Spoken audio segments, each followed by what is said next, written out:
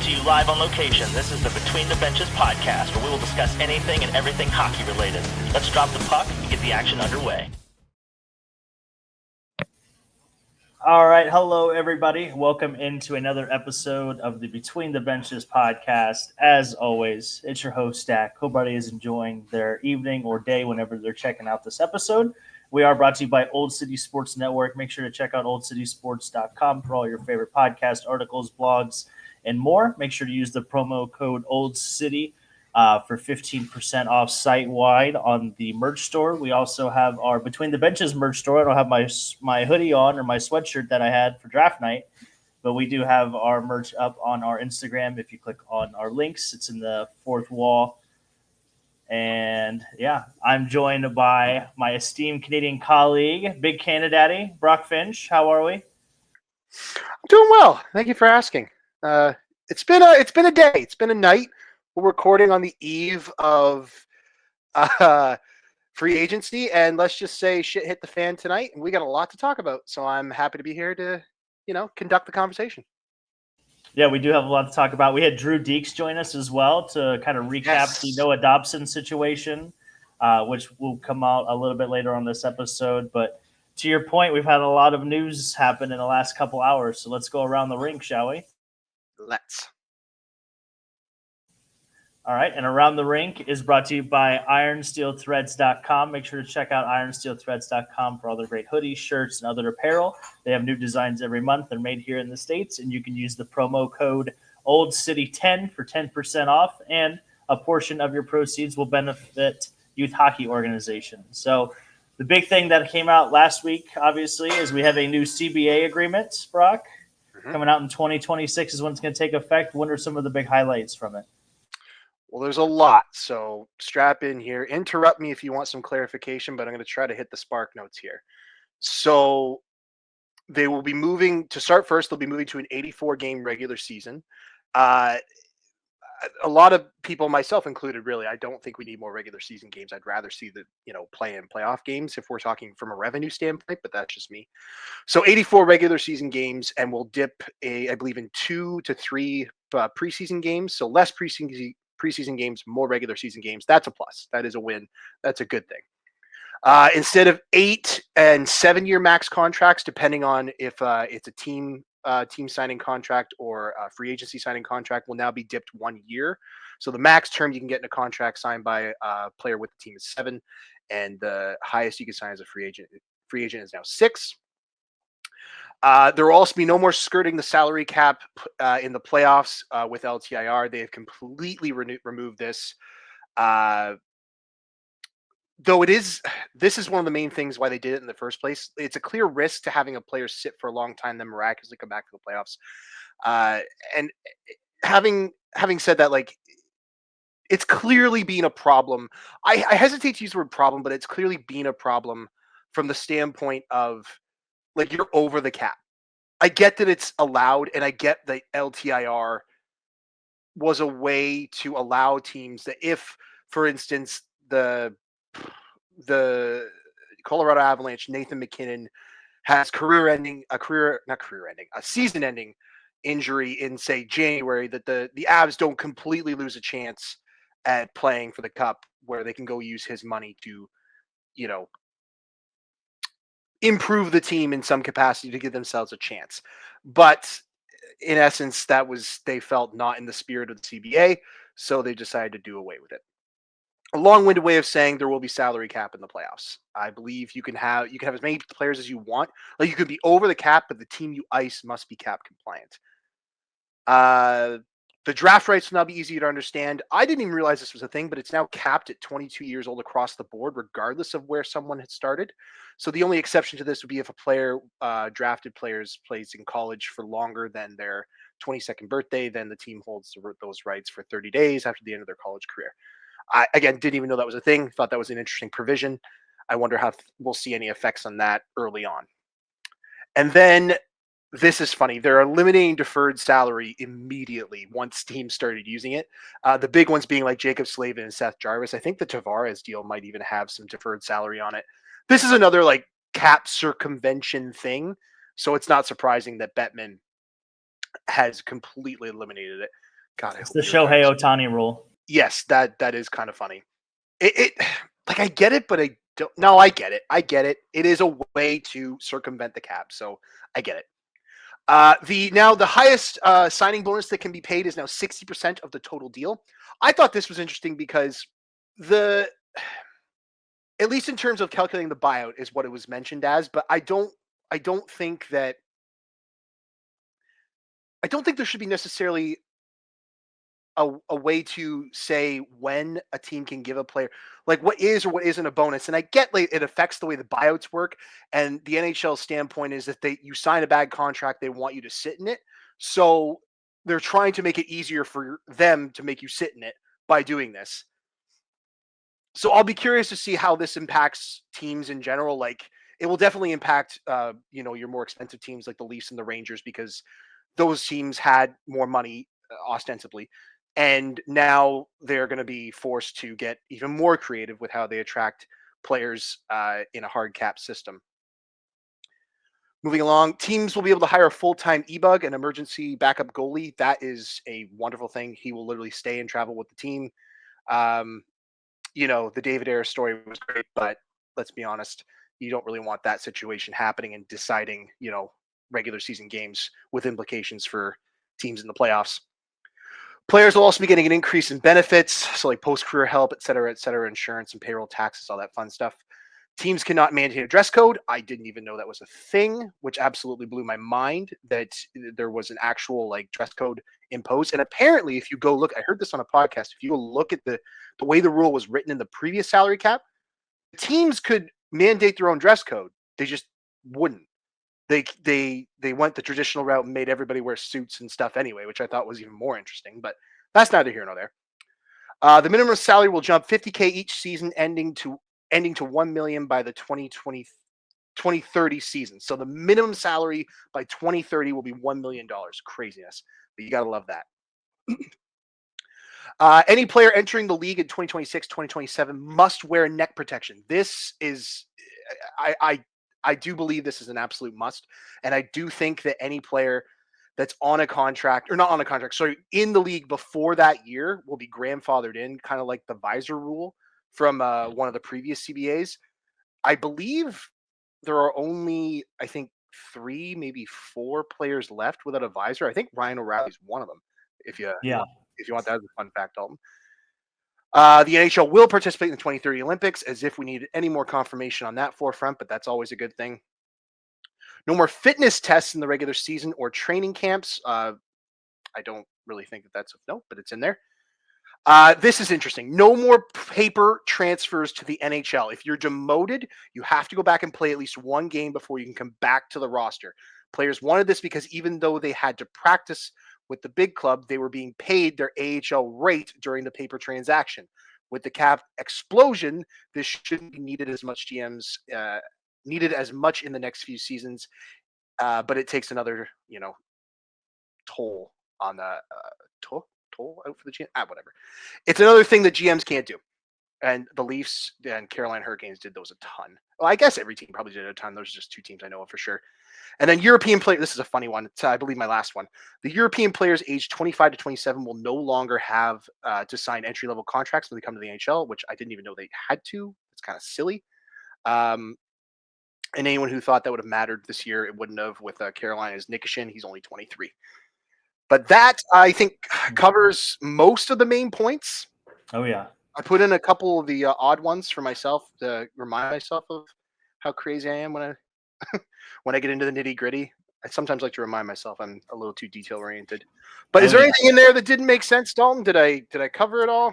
No, I think that covers it all. I was looking too. Since Matt Martin retired, there are now 4 visorless players in the league. You named one. Can you name the other 3? If you got them in front of you, I'll try. I do. One of them plays for your team. Pacioretty? Nope. Oh. Old? Plays for my team? Man. See, this one's a tough one for me. I don't know the niche visor ones. Give me a hint. So he's got the same initials as Max Pacioretty. No, as not Max Pacioretty. He's like his first initial is his last initial. Oh. I don't. Alliteration doesn't help me. Okay, how about Ryan Reeves? Okay, I should have got that. Yeah, Yeah. Ryan Reeves. Yeah, okay. The other two, ready? You're gonna kick yourself. Jamie Benn, Yeah, I should have got that. Zach Bogosian, Bogosian. Minnesota Wild. Yeah, he plays for the Yeah, no, Wild. I probably should have got that. Yeah, and then Ryan O'Reilly. So you have those four players left that are visor list. But yeah, everything else seems to be every pretty ship shape there. I think it all makes sense. I mean, obviously, if we could take away preseason games to get more regular season games, I guess that makes sense at the end of the day. That's the one that I would quibble with the most personally, but that's neither here nor there. Yeah, absolutely. Well, just to recap, that was the CBA. It should take effect in 2026. So we'll go ahead and shift gears here. We're going to talk a little Montreal Canadiens with Drew Deeks, and that is going to catch on the other side of this. All right, and we welcome on a very, very, very special guest. It is Mr. Andrew Thompson. You can find him on YouTube at Drew Deeks and on X at Drew Deeks. How are we doing this evening? Good. Thanks for having me, guys. Thanks for having me on. Well, I should have thought about what I was going to say first there. I was pretty jumbled. No, absolutely. We appreciate you coming on. We were going to have you for our Draft Spectacular episode, live stream, whatever you want to call it. But unfortunately, fortunately, yeah, the Habs had other plans. I don't know. I guess we'll get to that. That's actually a good point. But the Habs had better ideas. This is the Habs overhaul, by the way, brought to you by CustomConcessions.net. But I guess the first thing I wanted to talk about, or at least bring you on to discuss, was that trade. Noah Dobson coming back to the Montreal Canadiens. In exchange, the Canadiens gave away 2 first-round picks and then Emil Hyman. Obviously, this is Heineman. Yeah, Heineman came back. But Dobson does sign a 8-year extension worth $9.5 million. So just as our residents, Habs homer, what was your first kind of reaction to the deal being done? Definitely a homer, so that is accurate. Yeah, like the first reaction was I'm trying to think back now. It's been a whirlwind few days with the draft and everything, right? Yes. So, and they also just made another deal. They just traded Caden Primo as well. So this is like half an hour ago. I did not see that. That is pretty fresh, and that's just for a 7th rounder, so not a big deal. But I think we all kind of knew that Primo didn't have a long-term future with the Canadiens, unfortunately. But as far as the Dobson trade, yeah, like it was kind of rumored. I mean, Marco D'Amico is someone that I think a lot of people are starting to follow more because he's really been very accurate lately with his postings on Twitter or X, whatever you want to call it. Sure. And the Canadiens had made a formal offer for Noah Dobson. That was reported. And then, Friday afternoon carried on. And then sure enough, boom, there's the deal. And then the massive extension with it. So, not a small amount of change to throw at a guy that Islanders fans have been kind of so in their comments back to me about their feelings of having him in Long Island for many years. But one thing that's clear is that, and I think it's a big starting to become a bigger draw is the Marty St. Louis factor in Montreal, and just playing for a coach like him, a guy who can relate to every player at every level, whether you've been on waivers, whether you've been on the 4th line, a healthy scratch, on the top line, Conn Smythe. I don't know that Marty won the Conn Smythe, but I think he won the Hart Trophy, I'm pretty sure. And he's a Hockey Hall of Famer. He's won the Stanley Cup. He's won gold medal with Team Canada. He's won at every level, right? So every player that the Canadiens acquire now, whether it's a defenseman or a forward or even a goaltender, they can relate to him. And they want to play for him because he knows what it's like from every aspect of putting together a team. So I think that with Dobson coming in now, it really solidifies the right side because, a lot of people still have questions about David Reinbacher and if he's going to be someone that's going to be in the top 4 for a long time with the Canadiens. Was it worth taking him over taking a forward in the 23 draft? I certainly wasn't a fan of it at first. I really wanted a forward, but then, I was also wanting Shane Wright over Slavkovsky. So like, I am realizing how little I know as a fan compared to what the management knows. So that's what keeps me humble. Every single year, I'm pretty much wrong. So the only thing I think I had right was the Patrick Laine trade. I thought we were going to take a swing at him, and they did. Nice. But Noah Dobson's an interesting one because, man, he's not known for his physical play. Like, when it comes to the playoffs and what the Canadiens really need in order to sustain a long playoff run is they're going to have to withstand, like a lot of teams, everyone's learning this, is that you're going to have to withstand a beating for 4 rounds if you're going to go all the way, right? But Noah Dobson is a really solid puck mover. They really did their homework on him, Kent Hughes said, before making that deal. I mean, when they're sure of something in Montreal, like Jeff Gorton and Kent Hughes, they go for it. They're aggressive, and moving those two first-round picks, along with Emil Heineman, was a pretty decent price, I think, to pay for Noah Dobson. But now on your right side, you've got Noah Dobson, you've got David Reinbacher, Logan Mayhews. We're still wondering if he's going to become a full-time NHLer. You got Alex Carrier still there, and this is all just right shot defensemen. David Savard just retired, right? So there's room. There's really room for Noah Dobson. So to go from David Savard to Noah Dobson is quite the upgrade, right? And David Savard left behind a wealth of wisdom and knowledge to the young defensemen of the Canadians, and even in the rest of the team, right? So the guys that are already there can benefit from that. And I think Noah Dobson's going to fit in really well. His age, with the Caulfields and Suzuki's and Goolies, like these guys are all pretty close to the same age. They're all going to come up together.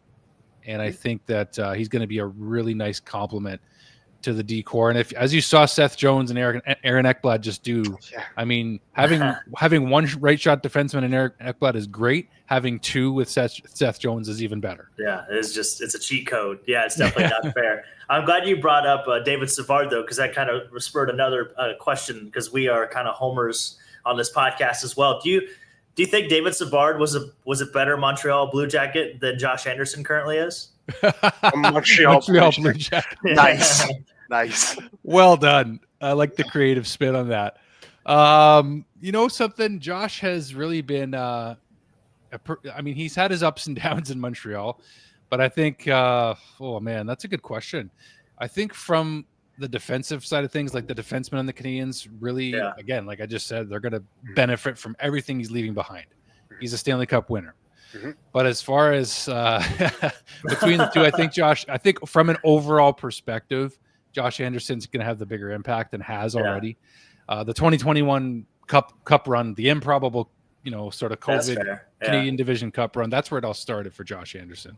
Yeah. And teams were calling for him when Kent Hughes and Jeff Gorton came on board. And I spoke to Nick Kyprios in an interview, and he confirmed it. He's like, there's lots of calls coming in on Josh. And I think that's when the Canadians realized, like, we want to keep this guy. There's more value to him staying here than there is to trading him. And clearly in this playoff run they just had against Washington, that was the case. I mean, when's the last time you saw a bench brawl, like a one-on-one bench brawl? You took the words right out of my mouth. Yeah, that's awesome. That's only one thing, but he also had a better season overall offensively and defensively too. They used him on the penalty kill all season. They gave him a bigger role. So I think that he's had the bigger impact than David Savard as a Montreal Blue Jacket. Yeah, 100%. Love that. And with I guess with these moves too, obviously with Dobson comes expectations, I would think, especially for this team. Yes. With how young they are, do you think that they can handle these expectations? As a man who watches the games and kind of maybe studies the team a lot more than we do, do you see them being able to handle the expectation of now having to make playoffs? Maybe winning another series, because obviously coming into this year there wasn't really much of an expectation. If a lot of guys took a step forward, that'd be great. It wasn't necessarily based on if they make the playoffs or not, but they a little bit overachieved. So now is there room for letdown, or do you think they take that next step? Yeah, I mean, the Dobson deal certainly leaves room for letdown if they don't make it now. So, I mean, then again, like we're in a time frame like where we have some spots to fill. I mean, Christian Dvorak is a UFA, Yoel Armia is a UFA. That's two top 9 guys, right? Well, I mean, Armia was the 4th line guy. He went up and down a lot. Dvorak was with Anderson and Gallagher on a pretty steady line most of the season, and they kind of helped the Canadians make the playoffs. So I think that, if you look at Lane Hudson as a good example of, can he handle it, right? Can he handle coming in, being a rookie, and will everything he does translate at the NHL level? Well, he just answered that question. Yeah, I'll say. So that's one example. So I think that he just has the skill and the talent that we're able to, on his own, do that, and be able to make such a difference and contribute as much as he did and win himself Rookie of the Year, win the Calder. But with Dobson, he's coming in with a decent amount of NHL experience, right? He's not coming in as a Lane Hudson or as an Arbor Jack guy or a Jaden Struble, guys that don't have very much NHL experience to be able to look back on and draw from. So I think that Dobson coming in is hopefully going to help elevate the defense core and hopefully elevate expectations at the same time. That's what I hope is, with his cap hit at $9.5 million for 8 years, you better believe that expectations are going to be high on him as an individual player. Yeah. So I think if the Canadiens didn't make the playoffs next season, it would definitely be a letdown. But it's also dependent upon who they add in the forward group right now as well. Absolutely. Well, we're on Hudson. So do you think that Dobson and Hudson are going to maybe clash a little bit? Because obviously Dobson was the guy on the island, and now, Hudson, I don't know, maybe you want to say he is the guy now, but he's definitely going to be the guy.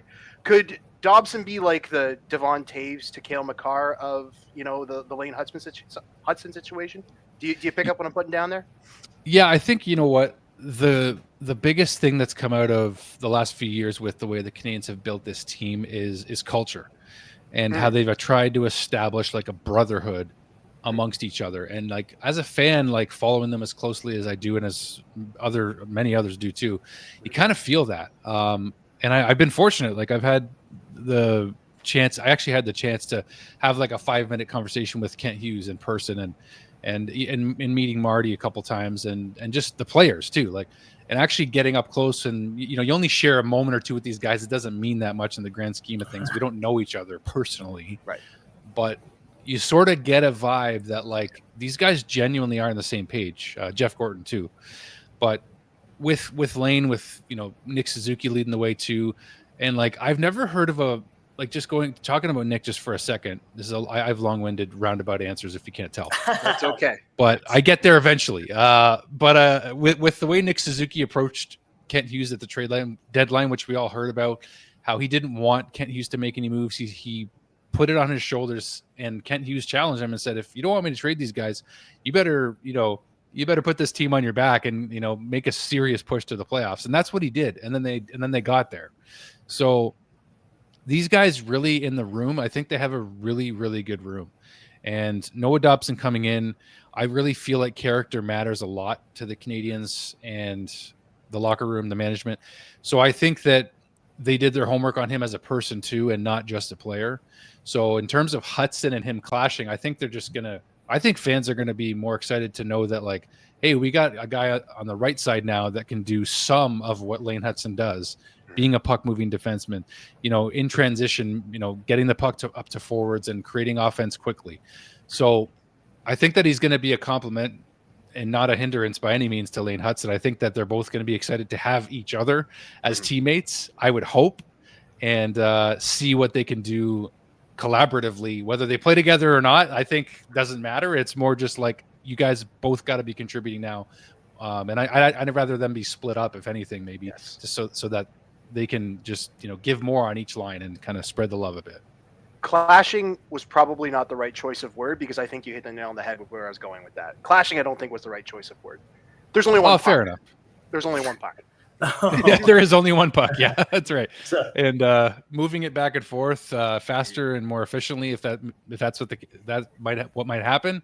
I mean, you wonder how Dobson might play on the power play, because Hudson's going to be the quarterback, right? So maybe ice time. Maybe, yeah. So we'll see, but I think they're going to make it work one way or the other. It's a good problem to have right now. Yes. Yeah, that's to say, you'd rather have it than not. That's for sure. Right. That's right. And you brought up Lane Hudson. He's making $950,000 this year. It might be the best deal literally in the league. We should maybe do an episode of that later in the future. Maybe a Mount Rushmore of best NHL contracts right now. I mean, that might be a good one. That's a classic. Yeah, that would be.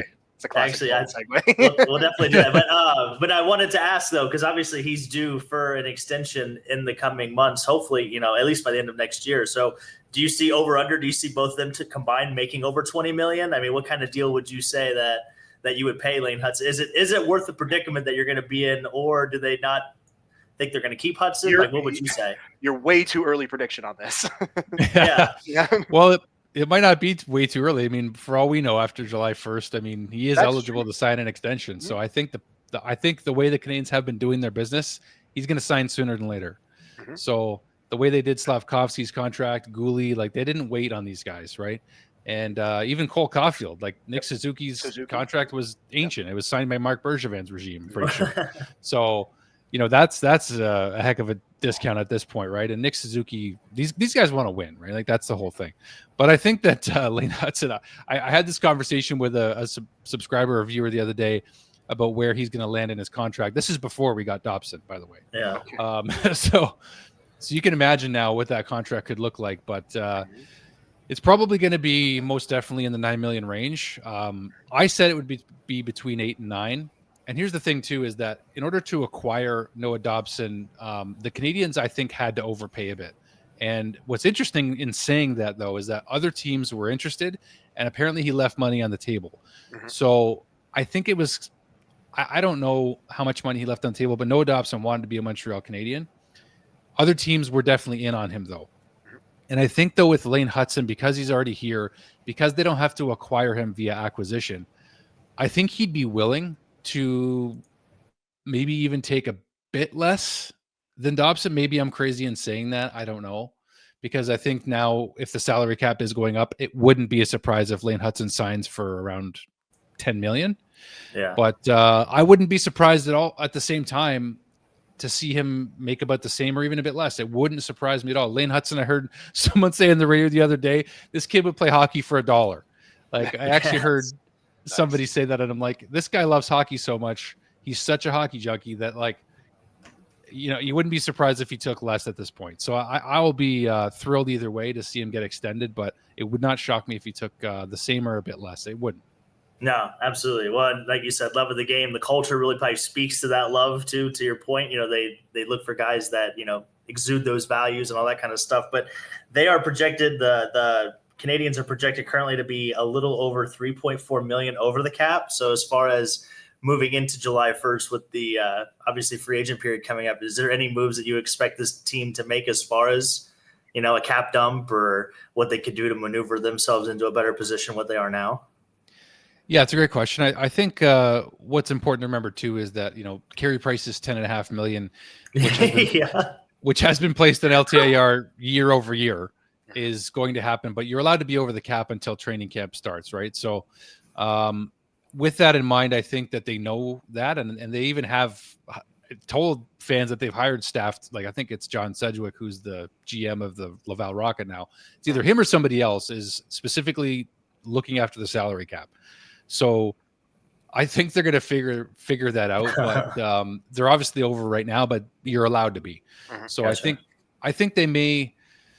It's interesting to think about who they're going to maybe move out, because I think the biggest question mark for me right now, at least someone who's a fan favorite with the Canadiens, is Arber Xhekaj, and he's only got one more year left on his deal. I wonder how much of an attractive piece he is to other teams, because when he was sent down to Laval, not last season, the season before, teams were calling. Like it was on Hockey Night in Canada. We heard Elliot Friedman saying that teams were like, if you're interested in Arber Xhekaj, we are interested in Arber. Like if you're interested in moving him, he had a lot of interest at that point. I don't know with the Canadiens' defensive depth if he has a long-term future with the Canadiens, and that's hard for me to say because I know that offends a lot of Canadiens fans probably.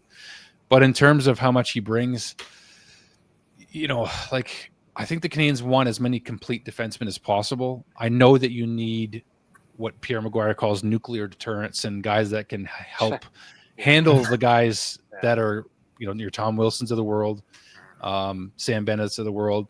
I think you're going to need those players in the playoffs for sure. And I'm not saying that Arber Xhekaj isn't going to be a Montreal Canadian for sure, but in the top 6 on a pretty strong defensive core, I think it's going to be difficult. And there's more guys challenging him every year for a spot. Adam Engstrom comes to mind as someone who's going to make the team in Mike Matheson's place if they don't extend Matheson, which a lot of fans are not Matheson fans these days. But I think that they're going to make room right now as best they can, and I think that'll happen in the coming days and weeks. So I expect that the Kent Hughes to be busy, and I think they're going to make room. Even though they're over the cap right now, I think that when they identify a target, they're very aggressive. They go after it. So I'm not really that concerned in terms of cap space right now.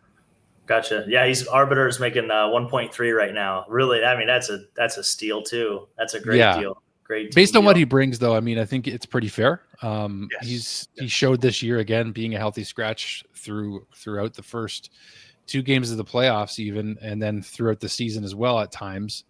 That he's got to make better reads. He's got to make better decisions on the ice and bring more than just his physical and fighting to. He's got to be a better, well-rounded hockey player, I think, and that's what the Canadiens want from him. Yeah, 100%. You can never have too many of those guys. You could never, for sure. Now, I'm going to have to ask you about, 2 guys here. Maybe a dumber question, maybe a guy more that you probably don't like, and then another guy that I know you love. So we'll start with the negative side. What did the Canadiens do with Patrick Laine this coming offseason? Like, what? I got to know. Yeah, it's such a glaring question because we saw, the playoffs. He's obviously a healthy scratch. He's been up and down ever since he's left Columbus, basically, even maybe Winnipeg. You can go all the way back to those days. Yes. So just your thoughts on him real quick. It's an interesting story with Patty because, I actually said that I thought the Canadiens would go after him, and it was the one right. deal You called your shot. Yeah, I think I was the one I actually got right. But, he's an interesting story, right? Because second overall behind Austin Matthews. I mean, the guy was like competing with him, who's going to be number 1 at one point. And he's a guy that's fairly one-dimensional. What he does well, though, is the hardest thing to do, and that's score goals, right? So he's still got another year left on his deal at his 8.7 cap hit. Yeah. So it's a big cap hit, but it was a risk the Canadiens were willing to take, and he did help get the Canadiens into the playoffs. Kent Hughes said it himself that the Canadiens don't make the playoffs without Patrick Laine and the goal scoring that he was able to bring. But he did break his finger, actually, in the playoffs, so that wasn't just a healthy scratch. That was actually an injury. And otherwise, though, when he was in the lineup in the playoffs, there was some questionable decision-making on his behalf. So it's more away from the puck that's the biggest concern with him, of course, and it always has been. He's been kind of a blue line and in player, as some folks say. But I'm really curious what's going to happen with him this season and how he's going to perform knowing that his contract is up. Like, this is it for him in terms of showing your worth to the Canadiens or the next team that's going to take him, right? So 100%. I think there's still more to be desired from him. There always has been. And I think the Canadiens would like to see more consistency out of Patty. And clearly mentally he's in a much better place. I mean, these guys are still human beings at the end of the day. And I think we kind of, dehumanize them a bit sometimes when, from a distance, we just assume that they're just live these rock star lives. And I'm sure they do to an extent. They have the money to show. We know what they make.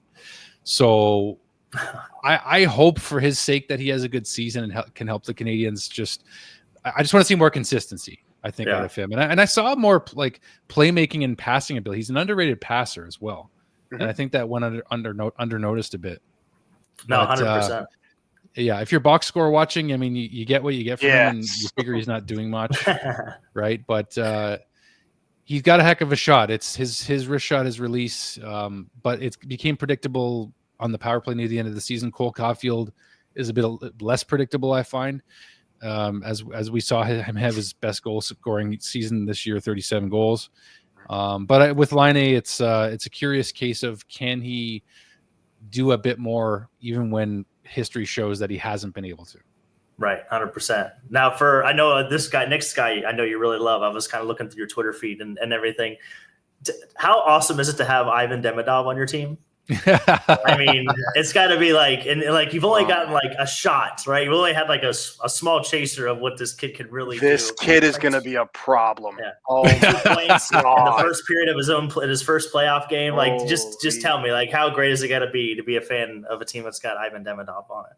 Yeah, I had his jersey halfway made before he even got here. Nice. So, yeah, I saw that. Yeah. So when it comes to him, I mean, I'm still like, I still can't believe we have him. Like, that's kind of where I'm at with that, because all the pre-draft shows last year for 2024 with my buddy Shane and I, we're just talking about how we were so not getting him. Like, it just wasn't going to happen. It wasn't written in the stars. Like, if he fell to us at 5, like, God was shining on the Montreal Canadiens, and I guess maybe he was. So I don't know, man. I mean, it's kind of hard to, like, we all have super, super high expectations of this guy. And I think that fairly deservedly so, based on everything we've seen and heard. And he was Rookie of the Year in the KHL. He did, he broke, what was it, Kaprizov's record in the KHL and even other previous Russian records too. So expectations are absolutely sky high for Demidov, but it's a player that we've just craved in the Montreal market for a long, long time. I grew up watching Alex Kovalev, and he was a fun player to watch and a very frustrating player to watch at times, kind of like Patrick Laine was or is sometimes. Yep. But I think with Demidov, he mentioned having the Mamba mentality, in reference to Kobe Bryant. Yep. And that's a big thing to say because Kobe Bryant was one of the greatest athletes of all time. Yeah. And I grew up watching Michael Jordan and Kobe Bryant too. So to see somebody, say that is a big set the expectations for himself pretty high, which I like, but we just haven't had that kind of talent in a long time. And that's what had fans so over the top excited. And to the point where they've already, as soon as within the first week, the Canadians sold $250,000 worth of jerseys. Yep. So, yeah. So just that'll tell you Crazy. everything you need to know right there about how excited the fan base is for him. But as a fan myself, it's really, really exciting to know that we have a player like him who could electrify this fan base. I think probably the most since Guy Lafleur did. Nice. Yeah. That's a 100%. name. So, yeah. That's a name. So what feels better, having Demidov on your team or going 3 for 3 on your Tim Hortons hockey picks to get a free coffee? Oh, okay. Which one? Did you see that? I did. Oh yeah. Trust me, I'm with you. I feel the same way though. Like if I This pick goal guy. scorers, there's no better thrill to me than picking a first goal scorer. So to get a free coffee, oh my God, that would be the epitome, right? Well, I've gotten free coffee for a week, I think twice with the Timmy Six, which is the best feeling. Hell yeah. For sure. Hell but yeah. to get all three was, I think I've only done that twice as well, 2 or 3 times maybe. Yeah. So they're both, they're both. You know what? That's part of the hockey season. There's all the bonus fun things we get to participate in. 100% throughout the season. That's one of them though, because I wasn't playing the Timmy's picks until someone finally told me, I'm like, why have I not been doing this? What am I doing? The only thing better in life than coffee is free coffee. I mean, come on, what are we talking about here? 100%. I am with you on that, my friend. I am with you. The mocha, was it the Mocha Cafe? It's like the hot chocolate with the coffee. That's a nice little touch. Anyway, we could spend hours on Timmy Hose, but part of hockey culture, it sure is. Yeah, Tim Hortons all the way. Yes. You mentioned the other fun things that go with hockey season. Do you play fantasy at all, or do you dabble in that at all? I do actually. My cousin got me into it, and I wasn't into it for a while either. I was a slow starter when it came to fantasy. Okay. And then my other work did another onlinepools.com. It's just a very small market, but we used that one, and that actually my first season I won that pool, which was awesome. Nice. But now fantasy, I've been renewing a league with my cousin every year, and that's been fun. I just won that one last year for the first time, where my cousin had to be dethroned because my cousin really had to be dethroned. He was always had the bragging rights for so long, and then he won it again this year, so he redeemed himself. But fantasy is a lot of fun too. I realized that it's a blast, managing a team. When you're into it and your buddies are into it, and the draft is awesome. That's the best part. My cousin, I think the draft day is better than Christmas for him. Oh, so, yeah. 100%. Yes. Yeah. You're in the right place. Yeah. Yes. He definitely sounds like a guy that would fit right in. It's fun. A lot of fun. We need to dabble maybe a hockey content league or something. We got a couple, obviously with the draft and everything, we had quite a few podcasts. I think that'd be interested in maybe doing that. Maybe we should put that together. I know we got idea. I like that. We got Commissioner Canadaddy over here. So I know he'd be itching at the bit for sure. Last 2 questions here. Brock, did you have anything for Drew before I go? No, because the last 2 I had were kind of dumb. So okay, well then no, I don't have anything. Yeah, I don't have anything super serious. I think you covered just about anything I could have wondered about. I knew we had to get the line A, so Dalton crossed that bridge. I'll be honest. As a Leafs fan, though, hearing this insight from a Habs fan, I can only imagine what you guys are feeling looking in. It just looks so fun. You hit the nail on the head with the Marty St. Louis culture stuff. I'm sure I can't even appreciate that outside looking in. It looks like a good time to be a Habs fan again. And the league is better when the Habs are good. I will die on that hill.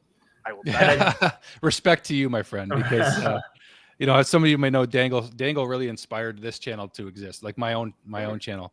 And I was laughing my head off watching him in the beginning, just in 2019 when I first really discovered him. And it's fun, man. It's supposed to be fun being a hockey fan. And it's appreciated for me. Like I really appreciate when other fan bases can appreciate what it's like to be a Montreal fan, just like the atmosphere at the Bell Center. Yes. Visiting fans have said the same thing. Like visiting fans are like, I have goosebumps watching the Canadiens come on the ice because it's just such a special connection the Canadiens have with their fans, and we feel like we help contribute to their success, and I'm sure other fan bases do too. But Mike Camilleri described this in the 2010 playoffs when he said, "You literally feel the fans while you're on the ice. Like you just feel the spirit. Like there's something like beyond what we can physically see that's going on. And there are moments like that all over the place. Saku Koivu just jumps to mind. Oh yeah, moments like that. They're all over the place in that building. Like it's just, I totally get what you're saying. Absolutely. It's just really is one of a kind. And to hear Brian Hayes say that, like on Overdrive, like it's a cheat code. That's why the Canadiens were going to get in, and they did. It's just that's the part I think you're almost most proud of, is that we get to partake in this, like being a fan of this kind of environment where the team has this much love and support. And we are just as critical as well, just like Toronto fans, right? But then like you have a good game, and like we are screaming our heads off, cheering for you all over. Yeah. We're in. I'm all the way back in. Yeah, let's go. Right. Yeah, I'm all the way back in. I'm all the way back in. Oh man, yeah, you guys are the seventh man. That's got to be it's got to be so much fun. Yes. 100%. I haven't been to. I got to be honest with you guys. I haven't been to a playoff game yet, and I had tickets to Game 3 of the Washington series when Josh Anderson tumbles. I could have gone to that game. I very well could have gone to that game. I ended up selling them because I just there's reasons for it. Like just I wanted to kind of wait until we were like really like I wanted the Canadiens to have a chance to win that series. I didn't think they had a great chance to win it. But that game, they won that game, and like the high alone just from winning that one game for the first playoff game at home in 8 years with a full building, was worth waiting for. And I think it was worth the wait for me to go next season, because that's, if they make it next season, I'm going for sure. So I'm on the waiting list for season tickets actually, and I'm supposed to get a call like any day now. I'm sharing them with a Leafs fan friend, by the way. So nice. That's good. So, it's an investment. It's an investment. But it's not like Toronto. I will say that it's a lot cheaper than Toronto, which disappoints me for Leaf fans' sake. That's a whole other thing. Yeah, that's another conversation. Yeah, we could go down the road. A whole other thing. We could do that someday. Yeah. Oh man. So I had the other two questions I had. Are you still on the WWE train? Because I found a tweet that you were buying back in on WrestleMania last year, I believe. Oh baby. Yes. They just had a premium live event. So how's your WWE kind of monologue going? It's not great right now. Since they switched Raw to Netflix, like I don't have Netflix, so I'm also not trying to say I was tuning in every Monday night. I grew up in the Attitude Era. I was spoiled rotten, and I still go back and watch all those clips on YouTube. So still enjoy digging into that stuff. But my buddy Chris and I, we kind of laugh now when we watch wrestling. We just kind of find it funny, like even like things that most people might not. I don't know, but still love watching it when I do. It's still entertaining. Still got a heart for it. Love watching podcasts with Triple H and hearing everything he has to say and all the stories from the past. And I still have a big heart for WWE, but I'm not like a consistent regular viewer. I can't lie. Yeah, no, it's okay. It's okay. The fair weather fans are just as important as anybody else. I am fair to say that. No, it's all good. It's all good. Well, we appreciate you joining us, Drew. This has been great. The last question is our SeatGeek question. You can download the SeatGeek app and use promo code Old City Sports Network for $20 off your first purchase. So catch a baseball game, maybe. That's about the only thing going on, unfortunately, courtesy of your friends here. I saw that you got to meet Shooter McGavin, or I guess, was it Christopher? No, his name's Shooter McGavin. Stop. Okay, sorry. You got to meet Shooter McGavin. So I think he prefers Shooter over Chris. Yeah, that would make a ton of sense. That would definitely, that feels like it fits. Christopher McDonald is his name. McDonald, that's right. That's right. But he's Shooter. He's Shooter. Yeah. Yes. How excited are we for Happy Gilmore 2? Are you on the edge of your seat? Honestly, like if let me just tell you this really quickly. My two friends from college, we took acting in college, broadcasting and acting. Nice. Okay. And we have a group chat between the three of us that is like nicknamed from a Happy Gilmore quote. So Yes. we have been chomping at the bit, and we've actually gone as far as making plans to like watch the movie in Toronto together. And we haven't seen each other in person in years. And now we're just like, we have the greatest reason ever to get together right now and finally have a reunion between the three. So like, we're fired up, my buddies and I, to do that. And it was just surreal to meet Shooter, because I sent my buddies a personalized video with Shooter naming my friends in them, and like they just couldn't believe it. Sick. My buddy was so happy and so sad that he couldn't be there. Yes. He's his favorite movie villain of all time. So the trailer looks really good. The two trailers I've seen. Yep. I really hope the movie leaves us feeling good at the end, and that it was worth the wait. That's all I'm hoping for. So I'm sure. So excited.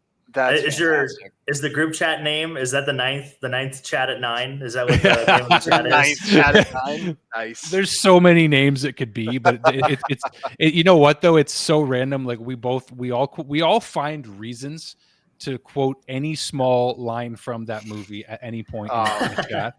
God, so the name of the group chat is "Who You Waving At, Happy?" Nice. Nice. Okay. It's Mrs. Gilmore. Yes. Yeah. My buddy just threw that name out there, and oh my gosh, is it ever fun to just go back and forth? Yeah, it's the best. Yeah, Brock is our resident Happy Gilmore. I could do that with you. I could president. quote that movie all day. I can quote any line almost any day, anytime. That's awesome. That's fantastic. You belong in the group chat, just saying. But yeah, that'd be a great name for your fantasy team. Chubb's other hand, maybe. Yeah. That would be a good one. That might be a good one. Nice. Oh man. Oh, so good. And son is in the movie or something like. I did hear that. Yes. Yeah. Yes. 100%. Well, Carl Weathers, R.I.P. But yeah.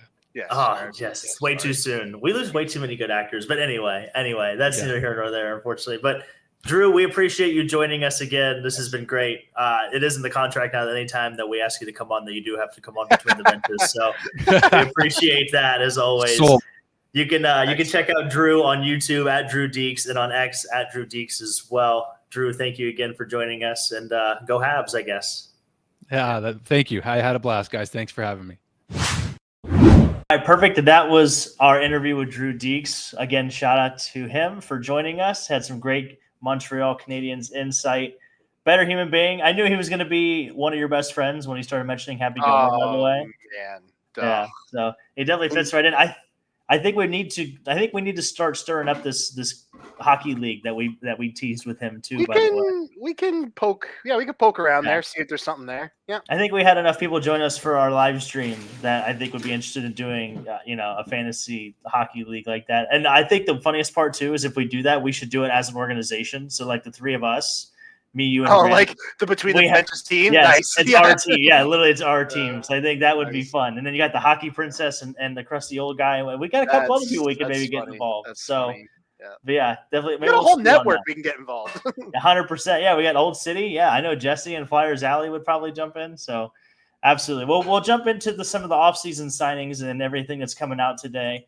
This is Winning the Offseason. This is brought to you by decalsbyaaron.com. So make sure to check out the decalsbyaaron.com. But we'll start with the draft side of things. Obviously, the draft, wrapped up on Saturday, right? Because they did Friday, Saturday. Yes, so, yes.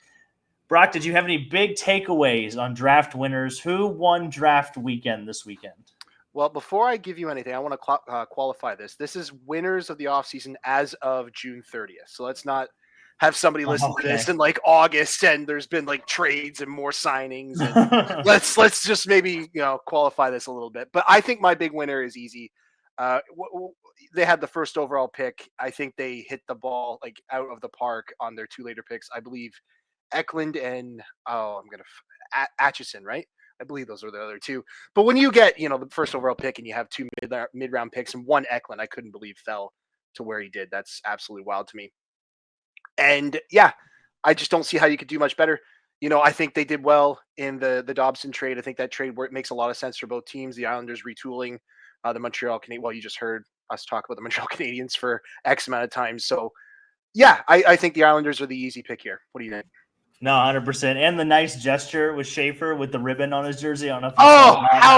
how do I forget Yeah, that? Oh his my mom had God, passed yes. away, and they put the cancer ribbon on Beautiful, there, and that was just a nice beautiful. gesture. Her You can definitely initials, tell. yes. Yeah, you definitely tell it's going to be his home for quite a while. That's the kind of thing, like just the culture that even like Drew was talking about with the Canadians. Like that's just the little culture things that you like to see with the Yes. organization. Yes. Well, one of the winners I had was the St. Louis Blues. I thought getting Justin Carbonneau, in the first round at pick number 19, like they did, he scored 46 goals last season. He was one of the top goal scorers in this draft. And I think St. Louis fills a need that they will desperately have to fill in a couple of years. And to get like I said, Justin Carbonneau with the 19th overall pick, I think looking back in 2 years, we're going to be like, how in the world did he fall to 19? So that was one of the draft winners I had. Okay. Did you have another one for us? Oh my God, Hagen's I was touting was getting wildly underrated because of maybe his size and the maybe quote unquote lackluster season he just had for what people were expecting for him going into this year. So for my winner here at the draft is Boston. Getting him at 7 is just crazy. And as a Leafs fan, man, fuck the Bruins. God damn it! Like it's just. Oh my God! Every time I'm gonna hate this kid in like 10 years. Yeah. Oh my God! Probably like 4 or 5 years, honestly. No, I was gonna say not even 10. It's gonna be shorter than that. Yeah.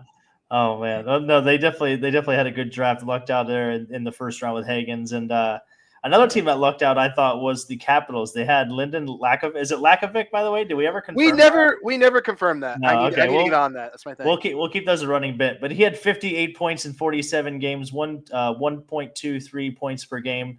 He's 6'4". He's a $190. He's got room to grow into that frame as well. But with the 27th overall pick, I can't believe he fell that far. We were doing our live stream kind of saying the same thing, like, what is going on here? And even Graham, I think, had mentioned that he was, rumored to be falling. But to go all the way to 27 just feels like fate too. The Middle Eastern players going to – it's like we've seen this story before. Obviously, now he's not number one overall, but – yep. Yeah, I mean, that size, that stature, his ability, I just feel like this is a home run for the Capitals. Absolutely. So, and then the last winner I had, obviously the 10th overall pick was Roger McQueen. Oh, yes. His ass got to go to Disneyland, like literally right after they drafted him, which like I think the famous meme that's going on is like the Buffalo Sabres guy gets picked. It was the defenseman. I can't remember his name. Yes, Murtka. Yeah, that's right. The guy of the Czech Republic. And it was like, he's like dead staring at the camera. And then there's Roger McQueen, like thumbs up, hanging out with Donald Duck. Like, it's just like, he got to meet Lightning McQueen too, which I was just like, oh my God, like how does this guy not win draft night? Like how much fun was that? And just great PR. Way to have that all playing. Did you mention what number he chose too? Let's throw that in there. No, what number did he choose? 95 for Lightning McQueen. Nice. Okay, there it is. Just fun stuff. Yeah, just fun stuff. Oh man. Wow. And Owen Wilson would love that, I'm sure. Oh man. Well, on the other side of draft winners, we also have draft losers, Brock. So who did you see as one of the big draft losers this year? I hate to do it, but upon reflection, I don't like the Jackets draft. Like I could still be convinced about the defenseman they took. I'm drawing blank on his name as I say this, but the goalie at 20. Oh man. The Jackets have a history of, like the Chinnikov pick, and that, it wasn't a home run, but you don't necessarily need a home run at 21. You find a guy that can play in your middle six, top six in a pinch, and that's good stuff. And I'm talking about Chinnikov here. But goalies just so rarely pan out when, they're highly scouted. Like Wallstead went, I believe, at 21 3 years ago. And he suffered a setback last year in the Minnesota system, and they notoriously, pump out good goalies. So I don't know. To me, I feel like the Jackets probably could have and should have done a lot better. I was still kind of suspect about that defensive pick at 14, but it's a player that's probably not going to be in their lineup for a while, so I'm not going to quibble too much over it. But I'm going to say that they weren't, a winner, and I don't really think they made out average. I think with that goalie pick, that's a lot of randomness that I don't like, and I'll leave it there. How about you? Yeah, definitely see it. Well, it definitely just seems to be the other part too. Like I said, Florida is really showing us that like you should build the team and then pay for the goalie. That just seems to be the way to go about it. Like it's hard to argue that. Like literally build the team by the goalie because like you said, goalies are voodoo. You say this all the time. They're just so unpredictable and just like you'd rather just pay for one that you know what you're going to get. Like it's worth the money at the end of the day to have Bob, even though he's going to cost you $10 million. You know he's going to be rock steady back there and you can count on him. So one of the other losers you had down here too that I liked was the Seattle Kraken. Obviously Burakovsky, is out the door. He's heading to Chicago and. Freddie Gaudreau, Marchment. It just feels like a lot of their guys all do the same. Like it's just a big collective group of middle six wingers. That's literally all it is. Or just second line wingers, not even like middle. Not six even, guys. yeah. Like it's just like 4, 5, and 6 guys. Literally, not even a 1, 2, or 3. So, yeah, definitely just. They couldn't really find their superstar, their diamond in the rough, and I feel like they've just needed a tank for a while. They're going to have arguably the worst goalie situation moving forward. Well, Joey Decord's fine. It's Grubauer that's the massive, the Swiss cheese, on the wall. Just the leech sucking the life out of your cap right now. Yeah, which is usually to pay extra for that, but you're paying a lot extra for him to do that for this team. So, but yeah, those are kind of the big losers we had from the draft night. Now we are moving into that signing period or signing window. We're signing extensions, trading players, everything else. So, who do you see as one of your signing winners so far? Well, let's just jump right into this. Like the Florida fucking Panthers, man. I'm going to do my best to stay composed right now because the band is back. Today has been the day from hell if you are a Leafs and Jackets fan. Like nothing has gone well. We'll get to the Jackets portion of this, but I'm going to stick to the friggin' Florida part here. They got Marchand, Ekblad, and Bennett all back, all on absolute sweetheart contracts. I don't know what else to say. Like I said, I'm trying to not sound apathetic. I don't think it's working very well. I have no words. The meme that jumped into my head was like, they can't keep getting away with this. Like the meme has been like running like a hamster wheel in my head, like just on loop. Like this is, oh my God. I don't know what else to say. Do you know who's the real winner of those? Now I just thought about this. The real winner of those extensions are the people that argue that the Panthers aren't a dynasty, because if they were actually a dynasty, they wouldn't feel the pressure to re-sign the deals to stay together to then become a dynasty. So in my mind, that's who really wins with these signings. The crowd that doesn't believe that the Panthers are not a dynasty yet, because they're proving me right. I couldn't agree more, Brock. I think this is a big win for me because this proves to me that the Panthers aren't a dynasty yet. If they win the third one, they're a dynasty. SYBAU. Yes. Get out of here. Get all the way out of here. But yeah, it's pretty incredible. They kept their guys together. The band is staying together. They're going to go for their third straight cup. But obviously Vegas is the other big news today. So we'll start there as well. We'll jump into that. So Mitch Marner is expected to sign a 8-year, $96 million contract with an average annual value of $12 million to the Las Vegas Golden Knights from the Toronto Maple Leafs. The exchange, or like what Toronto will receive in return, has not been announced yet, unless you have anything on your end. It is believed Nick Waugh. That is the Nick belief. Waugh. I have not seen. That's it, bro. That is better than nothing. Okay. They got that done on like the eve of when you lose him 100% for nothing. I will take something. I will take that. Well, there it is. Nice. Well, yeah. So Mitch Marner is going to be a Golden Knight. I mean, that is a 12 million 8-year contract. 12 million per year, 8 years. Yeah. We didn't do the forward contracts, but we can. Oh, gotcha. Yeah. So they were just to recap too. Aaron Ekblad was an 8-year, $6 million. Marchand was 6 years at $32 million, and then Bennett was an 8-year at $64 million. So. Just smells like a three-peat. So, boy. Did you have another winner from your signings? We had a couple. Well, the Tavares signing has to be mentioned here. Like, I like the Nyes deal too. Like, we can couple that together here. Nyes signing 8 years at 7.75 per, and then Tavares at 4 years at 4.433 per, or something to that effect. 4.38. 3.8. Like that Tavares deal. Like I was of the mind back when the Leafs lost, and it's well documented that you had to make the massive change. Marner had to go, and I believe Tavares had to go. And I'm of the belief that even I would try to be trading Riley right now, but it's looking like that's not going to happen. But to bring him back at quite literally half of his market value, I cannot bring myself to be mad at that. The guy scored 38 goals last year. I just cannot bring myself to be mad at it. It's great value. It's a great contract, and I'm welcome back, Mr. Tavares. I guess. Yeah, definitely a good deal. Definitely a good deal there. Also, another big news today. Well, I don't know about big news, but Minnesota also got Vladimir Tarasenko for future considerations from the Red Wings. So I thought that was pretty good. And then also another win that I thought was the Red Wings getting John Gibson as their number one goalie. So I think they gave up 2 picks and a player in that deal. Something to that effect, yeah. But finally, the Red Wings can have a goalie, so now Steve Yzerman can finally blame himself when they don't make the playoffs. So congratulations to Steve Yzerman. And then the other one I had written down here was Andrei Kuzmenko is going back to the Kings on a 1-year, $4.3 million deal. Thought that was pretty good value for what he could. He could be a 30, 40 goal scorer if given the opportunity to do so. Yep. I will mention this before we jump into the losers. The Jets officially signing Taves tomorrow. That's going to be fun. Very, very happy for the guy. I don't think blue's his color. I just don't. I don't know if that's like the Chicago homerness in me. That's 100% what that is. Yeah. Okay, gotcha. I think that's 100%. Gotcha. I'm becoming one of them, which is fine. That's fine. That's anyway, fine. Yes, that's fine. Speaking of losers, let's talk about the signing losers of this period so far. Throw one at me. What you got?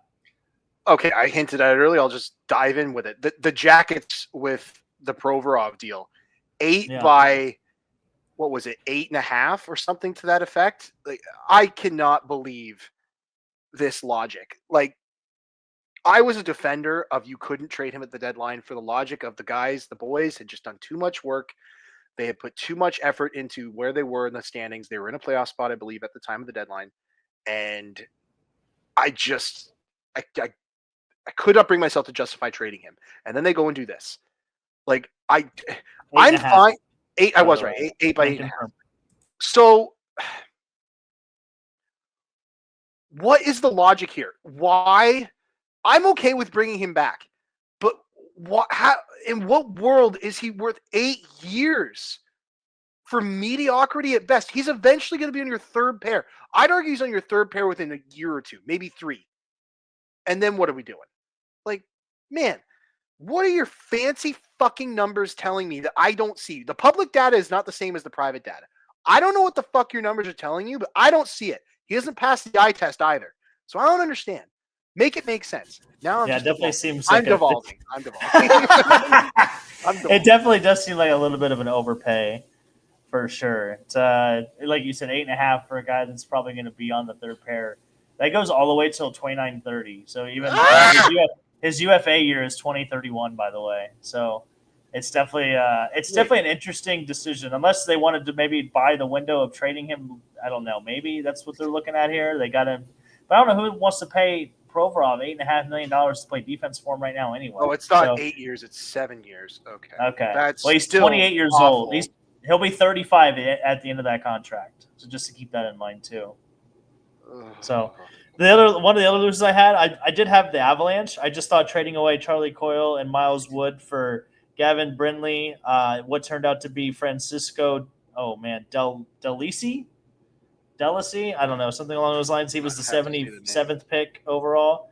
And then the second round pick in 2027. It just didn't seem like the greatest return. I thought, Charlie Coyle, also obviously being on a third line center for that team, would be really good value for them. Miles Wood has been a decent player. I mean, he's nothing to write home about, but I think, for Columbus to gain 2 players and not really give up anything but, Magic Beans and maybe Gavin Brindley is maybe a little bit of a loss. But so I feel like the Avs they're trying to make moves from obviously getting beat in the first round and make some changes, but I don't know if they're clearing cap space or what the deal is here. I will say this while we're still on the subject, because they did trade with the Jackets. That trade for Provorov has no trade protection that I can see.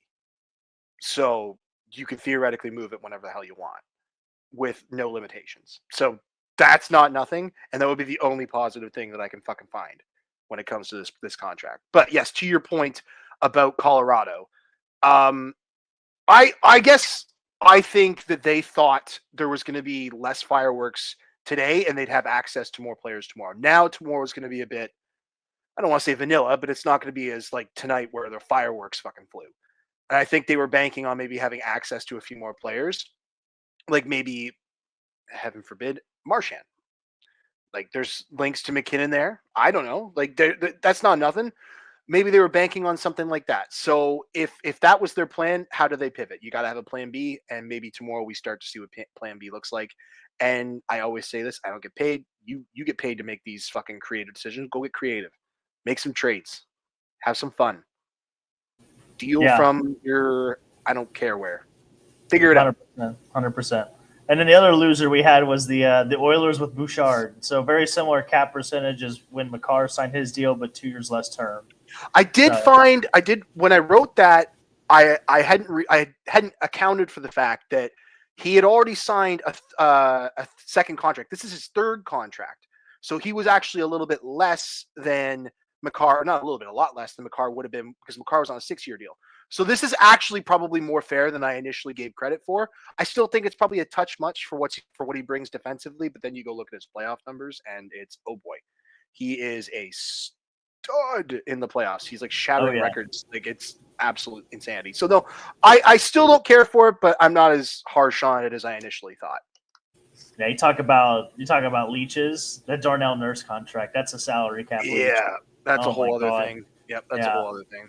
God, talk about a Philip Grubauer, am I right? Jeez. Yeah, anyway. That's right up there. Fair enough. Well, we will continue to see the fireworks fly, as you put it. I like that. We'll definitely see some excitement moving forward throughout this free agency period. And we'll be sure to bring you those signings here on Between the Benches. But we will stay with the negative mindset, unfortunately. We do have to get negative. It's time to get in the bin. This is brought to you by warlordbeardoil.com. Make sure to check out warlordbeardoil.com and use the promo code OLDSPORTS for 15% off. That's OLDE Sports for 15% off beard oils, washes, soaps, and more. And any order over $65 will get you free shipping.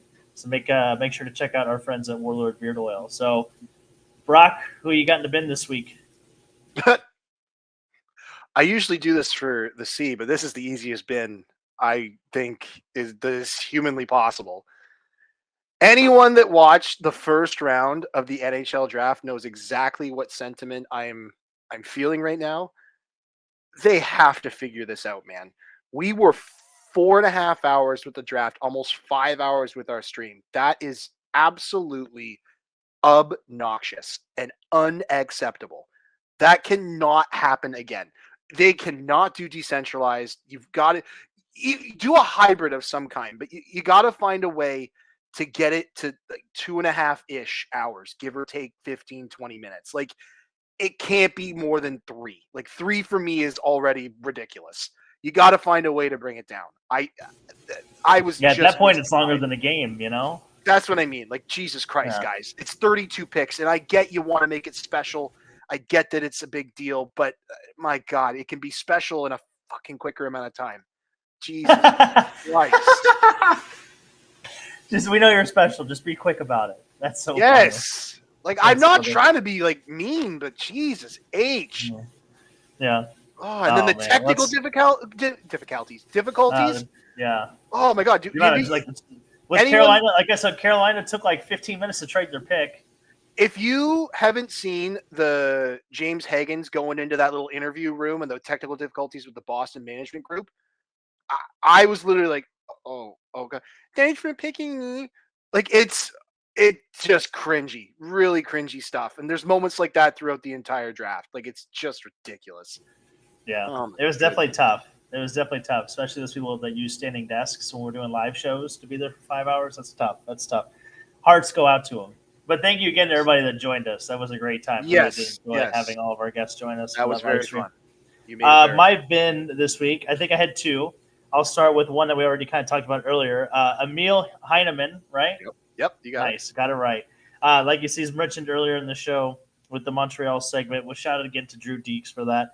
But did you know he has been traded for the following players? He has been involved in a Sam Bennett deal, a Tyler Toffoli deal, and now he's been traded for Noah Dobson. So when the Flames acquired, when he was included in the Bennett deal, the deal was Heineman, a second-round pick for Bennett and a 6th-round pick that sent Heineman to the Flames. The Flames turned around and shipped Heineman, Tyler Pitlick, a conditional 1st round, and a 5th rounder for Tyler Toffoli to the Canadiens. And then the Canadiens turn around and deal him, including 2 first-round picks for Noah Dobson. So this man has been traded for 3 really good players.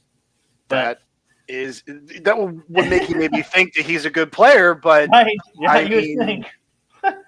He's okay. He's not bad. Like, yeah, he's like the ugly stepkid, kind of. That's what it feels like.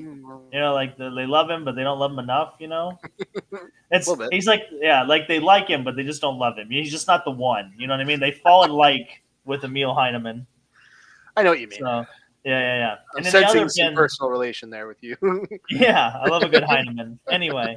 And then we have the NHL paydays. NHL paydays are in the bin, Brock, because did you know the top 4 earners on OnlyFans? That includes Iggy Azalea, Bad Barbie, Sophie Rain, and Bella Throne all made more money combined. They made $150.3 million combined, and that is more than the top 5 earners in the NHL this past season at $62 million combined. So those 4 women made more money combined than our Timmy Panarin, Austin Matthews, Connor McDavid, Nathan McKenna, and Elias Pettersson all made together. Jesus. Yeah. Insane. Those 4 women on OnlyFans made more money. I'd double that money. Almost double and a half what the top 5 NHL players have made. So, yeah. Well, if anything, that just goes to show how hard it is for men, Like, we just really struggle in the workforce, Like, yeah. Just the power of boobs is what I've learned. Is all I've learned from that segment. That's a stat. Oh, my goodness. I couldn't believe that when I read it. I was like, wow, we're in the wrong business. That's what I'm saying. Don't believe it. No shit. I can't believe you don't do more shows without your shirt on. Maybe that'll get our ratings up. I doubt it would have that effect. I sincerely do. You like that side boob? Because that's my side boob. Because that's my side boob. Nice. Anyway, well, that was brought to you. That was In the Bin, brought to you by Warlord Beard Oil. Make sure to check out our friends at warlordbeardoil.com. Use that promo code OldSports for 15% off, and you get free shipping for orders of $65 or more. So check them out. They're a great sponsor. They always help us out. They get us ready. They get us primed. And Brock's, mustache going. So will we get positive? We will end this on the high note, as we always do. Hope Graham is feeling better, by the way. I hope so, too. He's just sticking it out. So, but we're going to hand out the C. And getting the C is brought to you by SeatGeek. Make sure to download the SeatGeek app. Use the promo code Old City Sports Network for $20 off your first purchase. Check out a baseball game, maybe WNBA. Ayo, a little Sky action. Anyway, brought to you by our friends at SeatGeek. Brock, who are you giving your C to this week? I'm going to give it to Simon Wang. Forgive me, I don't know how to pronounce his Chinese name, but he became the highest selected player born in China in the NHL history, 33rd overall. Also became the 3rd Chinese-born player drafted in the NHL, joining Kevin He in 2024 and Adong Song in 2015. So congratulations, Simon Wang. You get the C. Very well earned. Congratulations. Enjoy your moment. Yeah, breaking boundaries. That's what we like to see. That's what we like to see. Hell yeah. So I had 2 C's. The first C I'm going to give out is to the Abbotsford Canucks. They are the Calder Cup champions. They defeated the Charlotte Checkers, I believe, in 6 games. So shout out to them. The funny thing is, Brock, I don't know if you knew this or not, but the Canucks finished the season with 5 regulation losses in their last 40 games. They ended this regular season. They ended the regular season on a 16-1-1 run. They went 15-7 in the playoffs, and overall they were 31-5-4 in their last 40 games of this regular season. Oh my God! Yeah, so just absolute dominance. She Loves was great obviously in the all Calder Cup playoffs. I don't even know what to say about that. Like, that's fucking nutty. Holy shit! Pretty good. That is pretty good. Yeah, is that good? Yeah, that's really good. That's unbelievable. And then the other C I wanted to give out, this is my lesser C, and you'll see why. But I wanted to give it to Canada. So for the first time in history, the reigning NBA, NHL, and MLB finals and playoffs MVPs are all Canadian. Can you name them for me? Well, Can you name those 3 gentlemen? Sam Bennett's the free square. Okay. And your Canadian pride and nationality is on the line here. Okay. I don't So watch we're any of the We're other gonna know sports. you're a fake Canadian if you can't answer this question. Oh, It's got everything to do with country pride. so basketball. Let's try. Which team won again? The Pacers? The Thunder. No, the Thunder. Oh, that doesn't help me. Yeah, he's like a nickname is 3 letters. That, Like that's his name. bro, is I blank, don't blank, know blank. anything about the other sports. Okay. Like you're gonna have to give me Well, like MLB really you should know too. MLB, the same thing with his is the initials are the same. The you're first gonna have letter to- in his. You got to give me something like really obvious because Oh, I'll know man. the name if I hear it, but I'm not gonna think of it. Okay, We well, all the know these players. The NBA is Shea Gildress Alexander. Would not have So, known and then that. Wait, the MLB, SGA, right? yeah, Or SGA. Okay, Yeah. no, okay. So I have Yeah, heard yeah, it. Okay. yeah, you've definitely heard. And then the MLB Finals or playoffs MVP, he plays for the Dodgers. Obviously, He's like the most famous Shohei Ohtani. Canadian player. No, okay, yeah, well, it's Freddie Freeman. Brock is Freddie Freeman. I He hit do the know walk-off his name. home run. I know his Yeah. name. Anyway, but yeah, And they're then, all. what was the other one? We did. That was it. It basketball. was just those 3. It was Basketball. the NBA, NHL, and MLB finals / playoffs MVPs. That's right, because no one plays, football from Canada. Okay, yeah, that's right. That's right. I think there are Canadians in the NFL. They're just not. Are they? Really? Oh yeah, I'm sure there are. There have to be. Cool. I'm sure you can Google it while we're talking, and you can maybe let me know. But that was yeah, I'll let you go. Go ahead. yeah, go ahead. That was Getting the C, brought to you by SeatGeek. Make sure to download the SeatGeek app and use the promo code Old City Sports Network for $20 off your first purchase. Catch a baseball game, WNBA game, whatever kind of sporting events going on where you are, courtesy of your friends here at Between the Benches. Like I said, use that promo code Old City Sports for $20 off your first purchase. Thanks to our friends at SeatGeek, Old City Sports Network. There's a lot of NFL Yeah. players from Canada. I figured there were. I really wish that I knew if they were good, but I mean, I don't. It's a long enough list. I'm not going to name like all of them. Fair like, enough. Yeah. Like, I wish you I can't knew, tell me. like, You can't even like a notable one for me either. No, like I don't recognize any of them at all. Like there it is. They got some cool names though, like Alaric Jackson, Chubba Hubbard. That's a fun name. Oh, Chuba Hubbard. Yeah. Chuba Hubbard. Chubba Hubbard he's- sounds way better. Sounds like the bubble gum. Yeah. Yeah, that's a great name.